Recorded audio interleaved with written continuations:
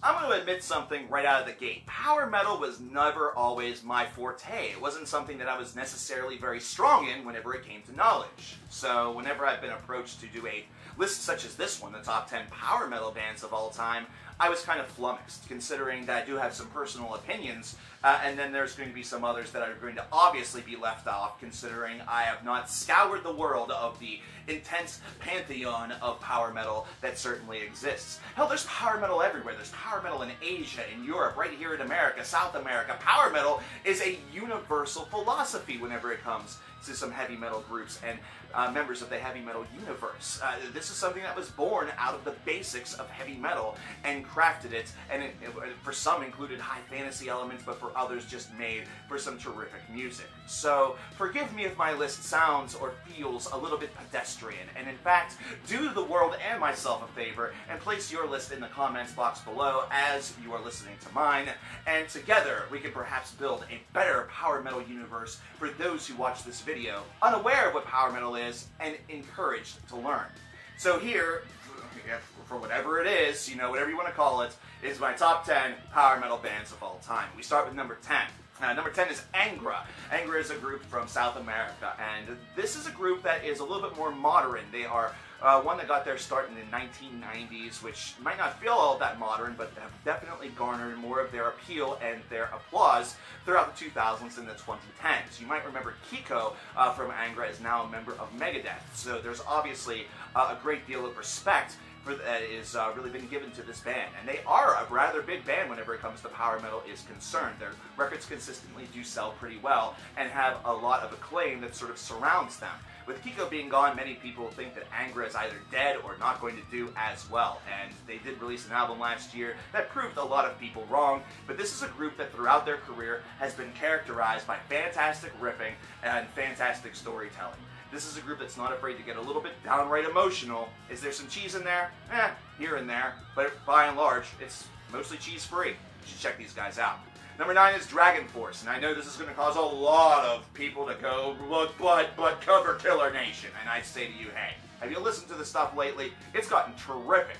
Now, Dragonforce is, of course, mostly known as the Guitar Hero band for Through the Fire and Flames, but they actually have a career outside of that, and that career has only steadily been going up and up and up.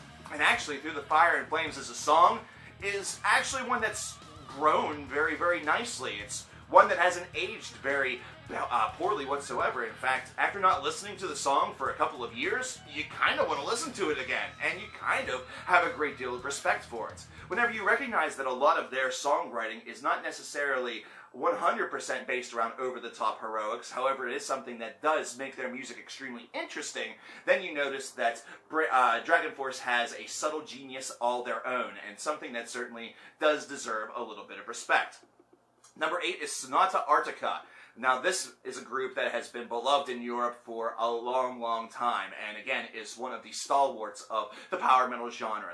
Their albums alone number, gotta be more than 10 easily, and every single one of them seems and feels like a major event, to the point that whenever they come out, I am flooded and inundated with requests in order to talk about them. Now, of course, there have been some that I have, and others that I tend to avoid, considering my own, lacking of knowledge, and it's really, I think, in order for me to get caught up at this point, I'm going to have to take a crash course that involves 2 weeks of listening to nothing but power metal. My ears are going to have a lot of fun with that, but Sonata Arctica is an absolutely fantastic band that's able to, again, like you're going to hear a lot of times on this list, are able to blend fantastic storytelling and lyric building with terrific musicality. The musicality on these albums is certainly of the upper echelon. It's one that's worthy of being on this list. Number 7 is Hammerfall. Now, yes, the first time I listened to Hammerfall, I thought, man, this is super duper cheesy and quirky and ridiculous. This is just absolutely absurd and insane.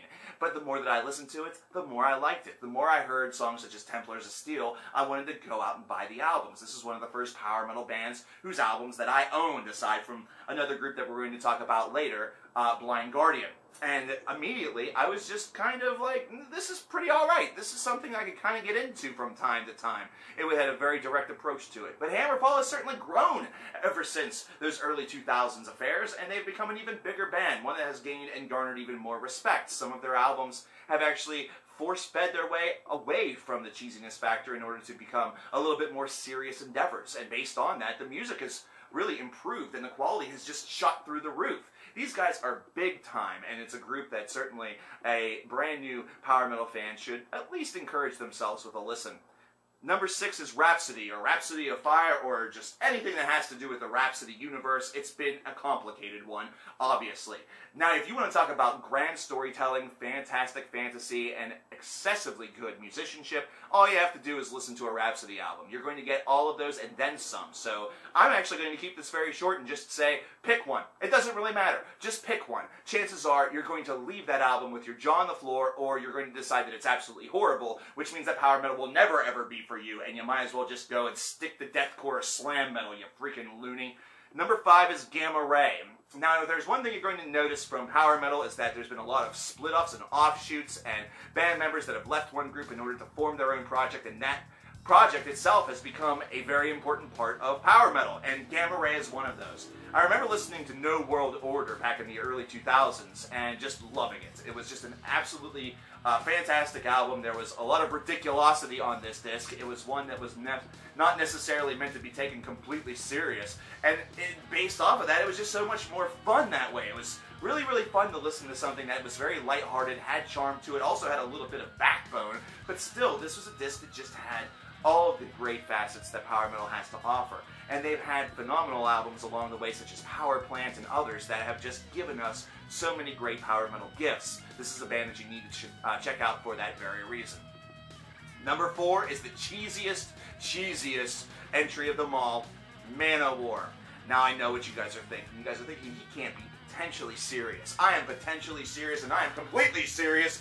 OWar is probably the cheesiest band on the planet. Joey DeMeo and company are absolutely absurd. But you cannot deny this. Without a band such as OWar, the American power metal movement would probably not happen. Without a band such as OWar being sort of the counteracting point to, and that's the thing, they're not even American, without a band like OWar, which was available for a long time in American stores, you may not have the scene that exists in America, although it might seem hidden to some folks. It does exist, and that's kind of just scratching the surface. There's also just great examples of power metal being done to the excessive extreme, and that's what OWar is all about. The cheese level is taken to the absolute extreme. We have classical music that's being tossed in here in order to give it added effect. You get that sometimes in power metal.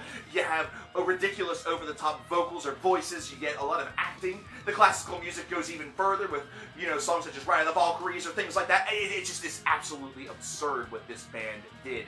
And it's absolutely absurd what this band is capable of doing. They are very underrated because many people immediately associate them with cheese and horribleness. That's not all true. That isn't. It's amazing, I know, but it's not completely true. Number 3 is Stradivarius. Here's a group that has slowly but surely built themselves into one of the most well-respected and well-beloved power metal bands in history, and really to the point that all of their albums are very fiercely scrutinized and reviewed with the utmost level of precision. This is a group that everybody knows and everybody wants to know what's happening with them. Is this good? Is this bad? Is this corny? Is this great?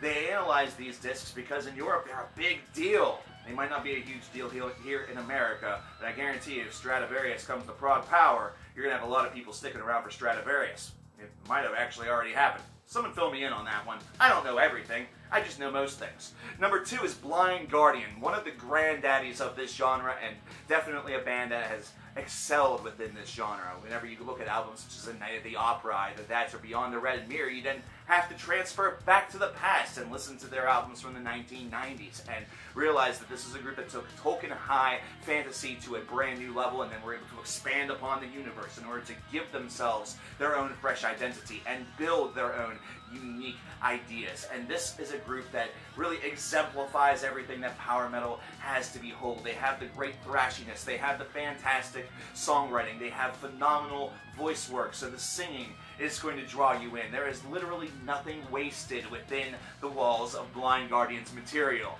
They find a use for everything, and they ensure that it's used in the best way possible. That's why they're one of the best power metal bands, perhaps to ever compete in the genre. But number one is Helloween, and this one's based around not only historical significance, but also based around the band's longevity.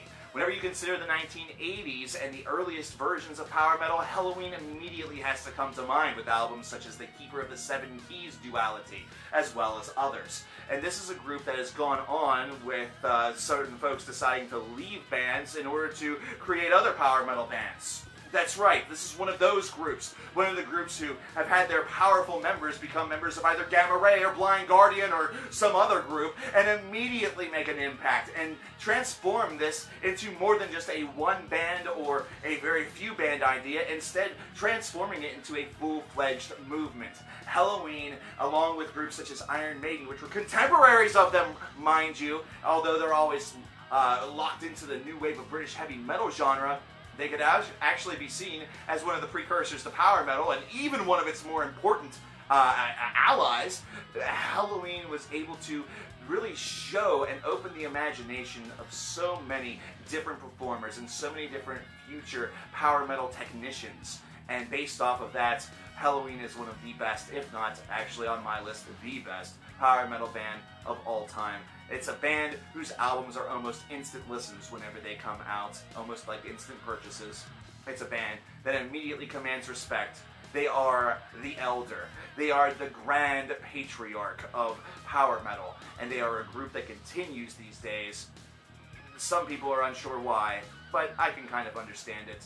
They just love making music, and Helloween's music is kind of infinitely catchy and fun, so they're the best, at least to me. Like I said, though, if you have a better list, then please do post it in the comments below for the rest of the class. Let this be all about power metal. Speak about power metal in the comments. And of course, if you need to buy some power metal, you can go to the Amazon page, which is linked in the description box below in order to do so. My name is coverkillernation, and I'll talk to you guys next time. Take care.